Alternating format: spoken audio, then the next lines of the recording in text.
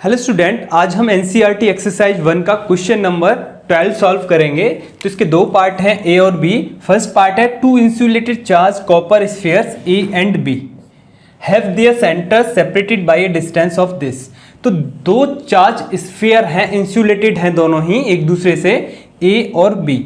एक स्फीयर ए है और दूसरा है बी। ओके, इन दोनों के बीच में जो डिस्टेंस है वो गिवन है 50 centimetre. What is the mutual force of electrostatic repulsion if the charge on each is 6.5 into 10 to power minus 7 coulomb. दोनों के पास जो चार्ज है वो सेम है, कितना है 6.5 into 10 to power minus 7 coulomb. दोनों के पास चार्ज क्या है, सेम है, दोनों ही स्फीयर्स के पास। The radii of A and B are negligible compared to the distance of the separation।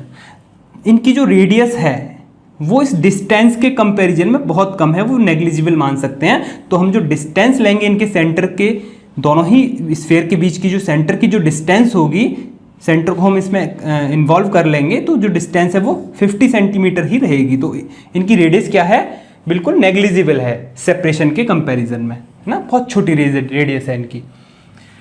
तो ये पूछ रहे हैं यहाँ पे what is the mutual force of electrostatic repulsion.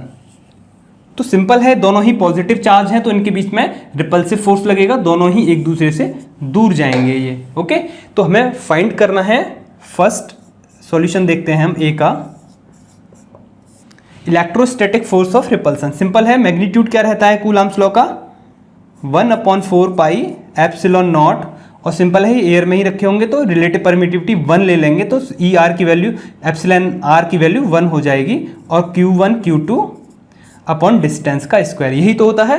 Q1 कितना है यहाँ पे, दिस, Q2 कितना है, दिस, दोनों ही सेम हैं, और डिस्टेंस R कितनी है 50 सेंटीमीटर। इसको हम मीटर में कन्वर्ट कर लेंगे तो 50 into 10 to power minus 2 metre हो जाएगा। ओके, तो इन वैल्यूज को हम यहाँ पे रखेंगे तो फोर्स ऑफ रिपल्सन आ जाएगा हमारे लिए F इक्वल्स टू दिस, कितनी होती है ये value, 9 into 10 to power 9।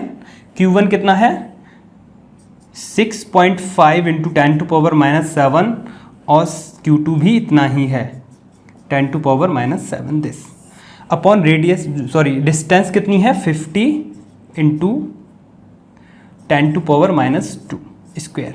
Okay, now अब आप इसे सॉल्व करेंगे इस कैलकुलेशन को, तो मैं यहाँ डायरेक्ट रिजल्ट लिखूंगा इसका।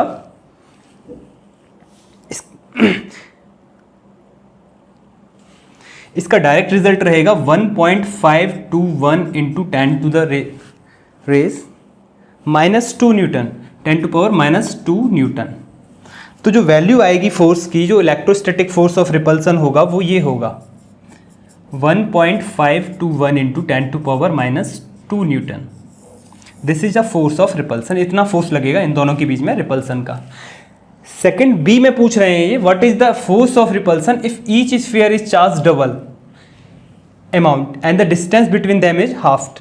इस डिस्टेंस को तो हमने हाफ कर दिया, 50 की जगह 25 सेंटीमीटर कर दिया है ना। तो अब हम क्या लगाएंगे value, 25 into 10 to power minus 2 metre, और इनकी वैल्यू जस्ट डबल कर दिया है ना, 2 टाइम्स, चार्ज को 2 टाइम्स कर दिया है, इसको 2 से मल्टीप्लाई कर दिया, लेकिन रहेगा पॉजिटिव ही है, फिर भी पॉजिटिव ही है, डबल कर दिया है।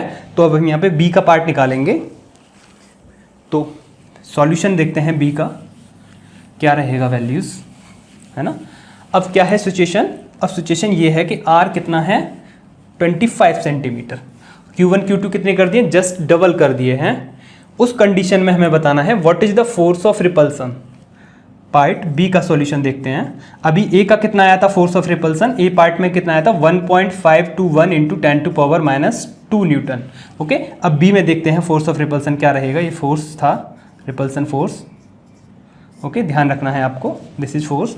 और बी में कितना आएगा, वही फिर से निकालेंगे हम, 1/4 pi epsilon naught, 9 into 10 to power 9 हो जाएगी वैल्यू।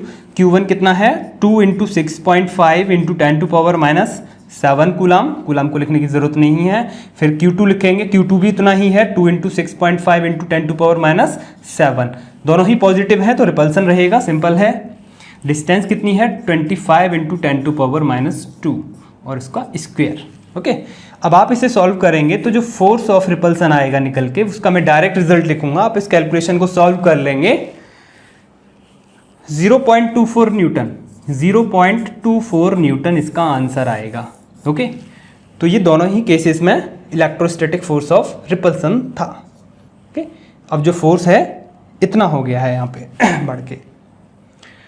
तो this is the solution for part A and B. Okay thank you.